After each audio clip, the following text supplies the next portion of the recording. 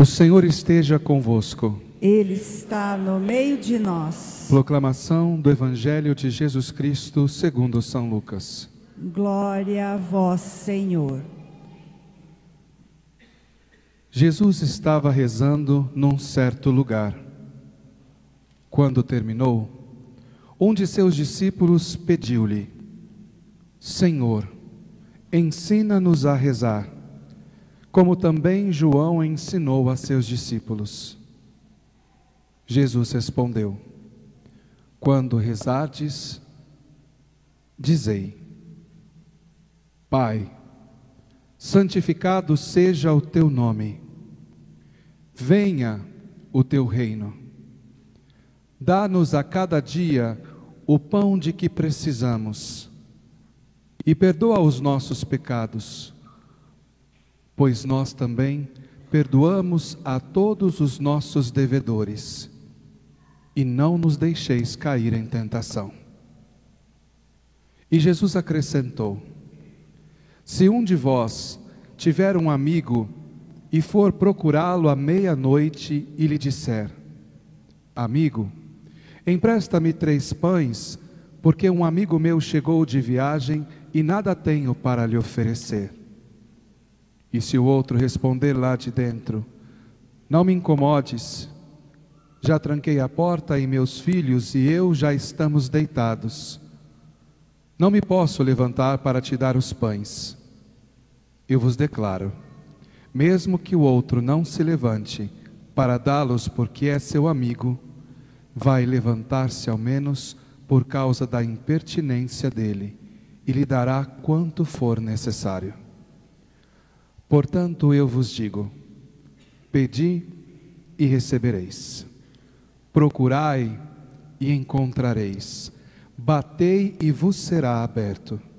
Pois quem pede, recebe. Quem procura, encontra. E para quem bate, se abrirá. Será que algum de vós que é pai, se o filho pedir um peixe, lhe dará uma cobra? Ou ainda, se pedir um ovo, lhe dará um escorpião? Ora, se vós que sois maus, sabeis dar coisas boas aos vossos filhos, quanto mais o Pai do céu dará o Espírito Santo aos que o pedirem. Palavra da salvação. Glória a vós, Senhor. Que as palavras do Santo Evangelho perdoem os nossos pecados. Amém. Ave Maria, cheia de graça, o Senhor é convosco. Bendita sois vós entre as mulheres, bendito é o fruto do vosso ventre, Jesus. Santa Maria, Mãe de Deus, rogai por nós, pecadores, agora e na hora de nossa morte. Amém. Queridos irmãos e irmãs, o Senhor não deixa uma obra inacabada. Nós muitas vezes desconfiamos do amor de Deus por nós. E por isso acabamos que nos deixamos levar pela impaciência, pelas nossas fantasias, pelos nossos desejos, e não percebemos o quanto o Senhor tem trabalhado na nossa vida. Tantos de nós pedimos a Deus que sejamos santos, que possamos corresponder à sua vontade, e quando aparecem as situações de dificuldade, ao invés de nós olharmos ali e identificarmos oportunidades para nos santificar, nós nos afastamos de Deus. Nós achamos que Deus não está colaborando conosco. Queridos irmãos, na primeira leitura de hoje, nós encontramos Abraão, aquele que era conhecido como o pai da fé, aquele que faz uma experiência profunda e tão íntima de Deus, a ponto de ser chamado amigo de Deus.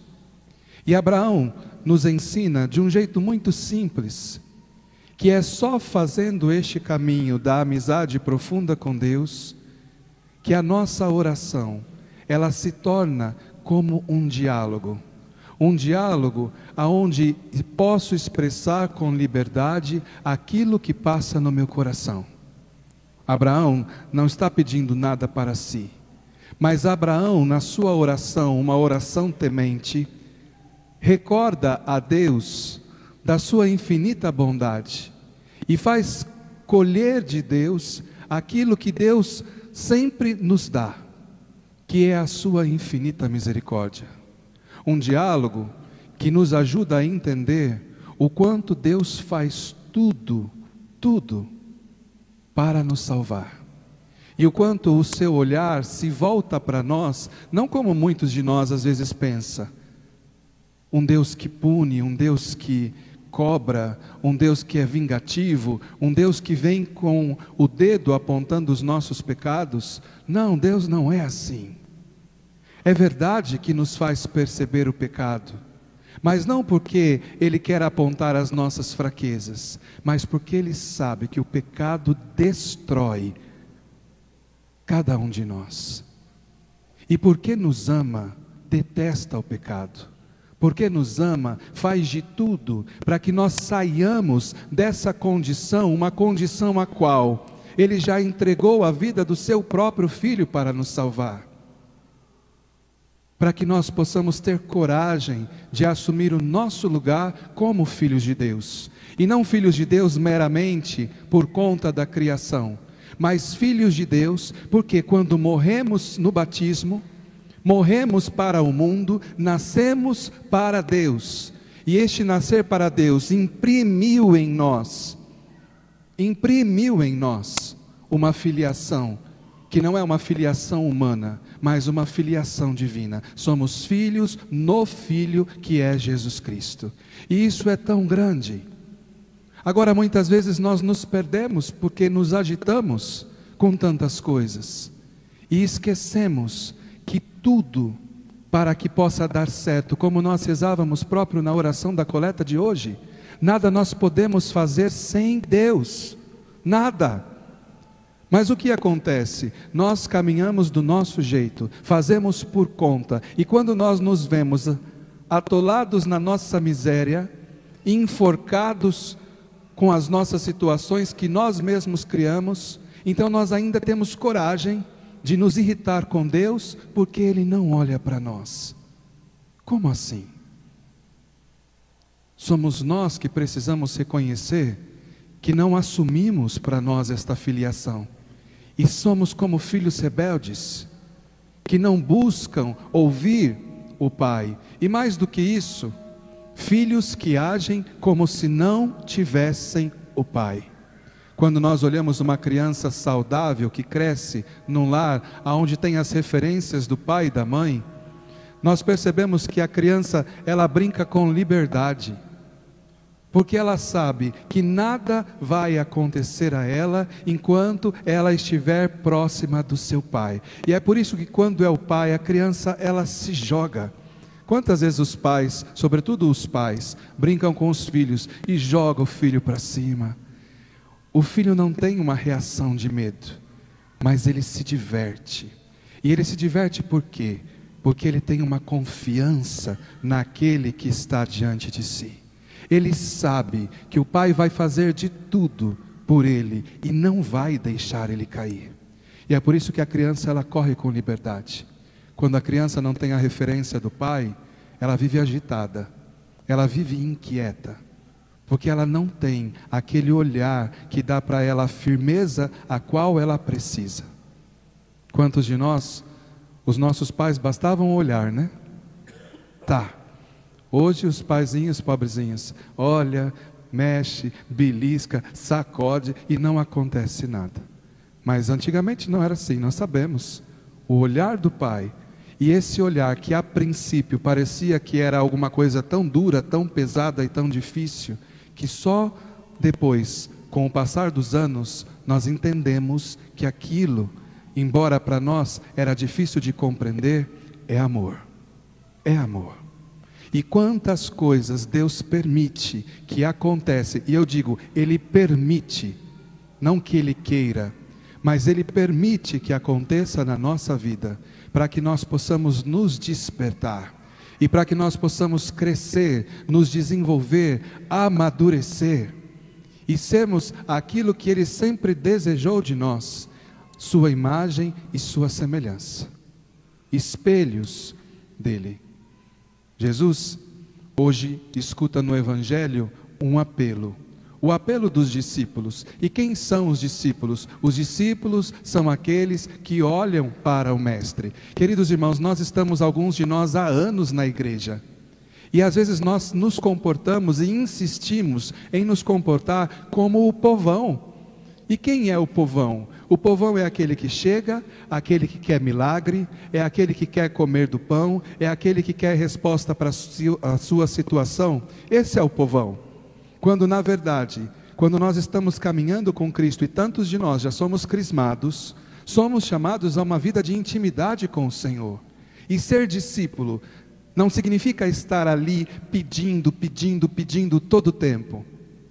Embora peça também, claro, mas sobretudo pede a transformação da própria vida, mais do que os bens materiais, mais do que as coisas transitórias. Pede a graça para corresponder cada vez mais ao discipulado ao qual foi chamado. O discípulo olha para o Mestre, e olhando para o Mestre, nasce no seu coração o desejo, algo novo, algo grande.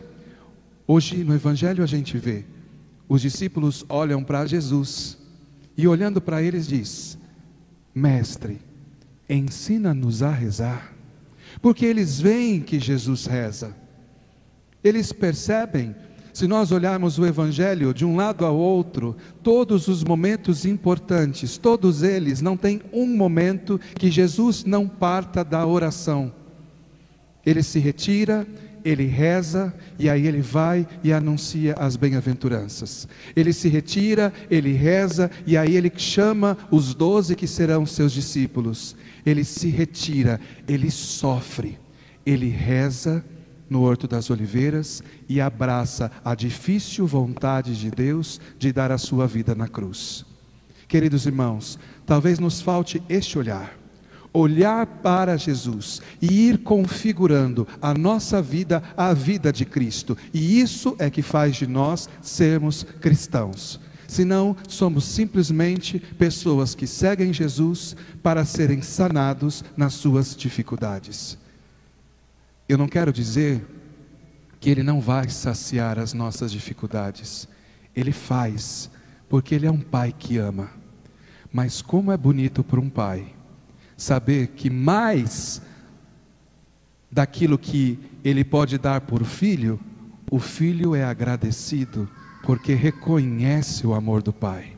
É claro que um pai fica contente quando ele pode ajudar o filho a dar um passo de crescimento na vida, quando ele pode proporcionar um bem financeiro para o seu filho. É claro que ele se alegra, mas quanto mais não se alegra um pai quando ele vê que o filho, ele não é um dependente dele, mas que o filho já é capaz de ser proativo, que o filho aprendeu do pai, não só a pedir para o pai dinheiro, mas que agora esse filho, ele é capaz de pôr em prática todos os dons e todas as graças, todas as coisas que aprendeu do pai. Jesus, ele foi carpinteiro, e ele não foi carpinteiro porque simplesmente ele foi para o cursinho do Senai, não, mas era porque o seu pai era carpinteiro. E tantas virtudes, embora o menino Jesus era Deus, quantas virtudes ele não aprendeu olhando para Maria e José.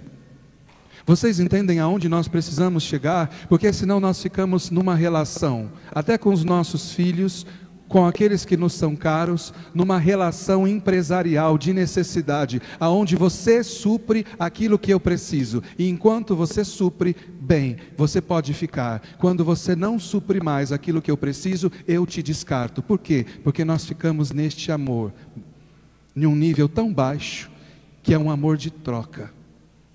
Ora, Jesus, o Senhor, o nosso Deus misericordioso, faz tudo aquilo que a gente pede com certeza, se não é um mal para nós. Mas o que Ele mais deseja é que a gente realmente se sinta filho. E aquele que se sente filho, esse se coloca com serenidade diante do Senhor. E sabe que ainda que as coisas estão confusas, difíceis, ele sabe aonde se abrigar. Como é bom quando a gente é criança, que a gente cai e se machuca, e aí a gente corre e tem um braço que nos abraça. É bom. Agora imagine isso na vida espiritual. Quando nós estamos perdidos olhando o mundo, que tudo parece tão confuso, que parece que nada tem saída, e nós sabemos um lugar, um colo, aonde nós podemos descansar. E que as coisas elas não se resolvem imediatamente, mas ali nós somos reabastecidos, somos alimentados, somos nutridos e temos coragem de continuar. Jesus nos ensina o Pai Nosso, nos ensina a rezar, uma oração tão simples que todos nós conhecemos. Conhecemos a fórmula, mas não conhecemos muitas vezes o poder desta oração. Porque se nós conhecêssemos profundamente o poder desta oração, nós a rezaríamos tanto mais na nossa vida. De manhã, de tarde, de noite, em todos os momentos que nós não sabemos e não temos direção, nós partiríamos dali. Peçamos ao Senhor que Ele nos ajude a entrar neste caminho de uma intimidade tão profunda, que para nós aquilo que é importante é simplesmente Deus. E aí, como Santa Teresa de Ávila, ela lembra, a nossa oração não é mexer simplesmente os lábios, mas é uma oração que move o coração. Tem uma experiência que aconteceu na África. Ficaram sabendo de uma notícia em que um bebê estava por morrer. E a catequista juntou as crianças, sabendo daquela notícia triste, não conseguiu se controlar, estava com os olhos cheios de lágrimas, e as crianças perguntaram: catequista, mas o que foi que aconteceu? E a catequista disse: olha, tem um bebezinho que nasceu e que ele está prestes a morrer.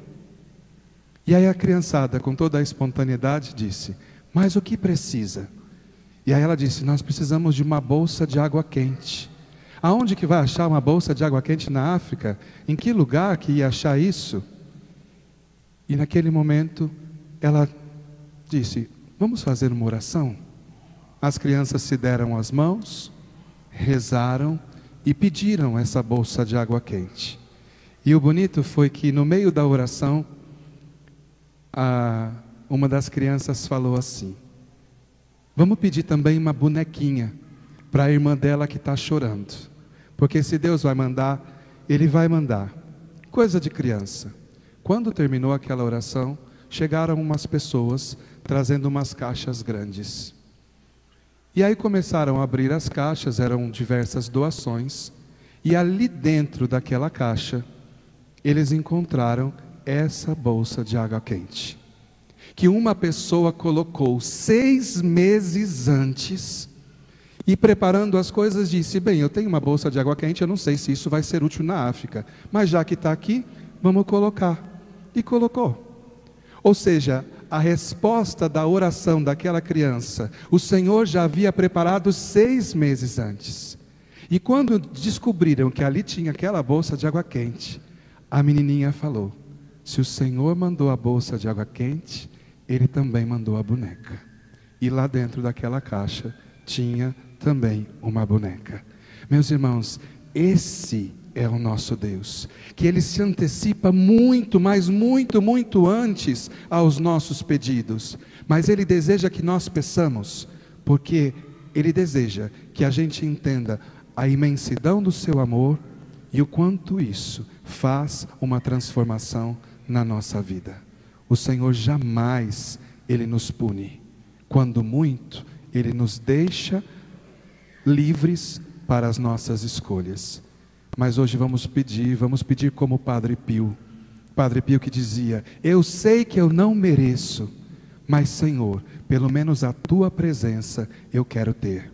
E não existe maior oração do que saber se colocar na presença de Deus. Ali não precisam palavras, ali tudo silencia, tudo é paz, tudo é serenidade, porque só resta Deus. É isso que nos aguarda na eternidade. Vamos agora começar devagarzinho e ir crescendo nisso, para que nós não sejamos surpreendidos depois, de saber que somos chamados por uma realidade de céu e que nós não fomos porque não sabíamos como nos comportar. Senhor, ensina-nos a rezar.